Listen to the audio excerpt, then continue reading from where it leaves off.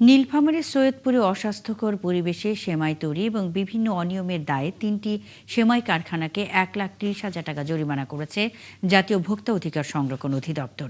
মঙ্গলবার ভোক্তা অধিকার সংরক্ষণ অধিদপ্তর ও র্যাব ১৩ যৌথভাবে এই অভিযান চালায়।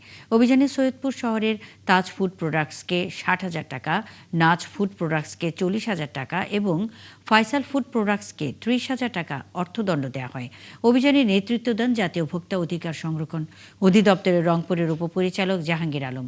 তিনি জানান, ঈদকে সামনে রেখে এসব কারখানাগুলোতে অস্বাস্থ্যকর ও নোংরা পরিবেশে সেমাই তৈরি করা হচ্ছিল। এছাড়া উৎপাদিত পণ্যের মান সংক্রান্ত কাগজপত্রে অসঙ্গতি এবং কিছু ক্ষেত্রে মূল্য বাড়ানোর অভিযোগও প্রমাণিত হয়।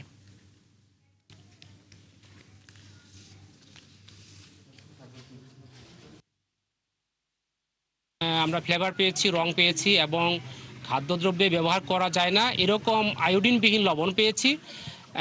এছাড়াও অপরিচ্ছন্ন পরিবেশ ছিল। তাছাড়া তারা প্যাকেটে যে ধরনের লেবেলিংয়ে ঘোষণা দিয়েছে সেই ঘোষণার সাথে বাস্তবে উপাদানের গড় মিলও পেয়েছি।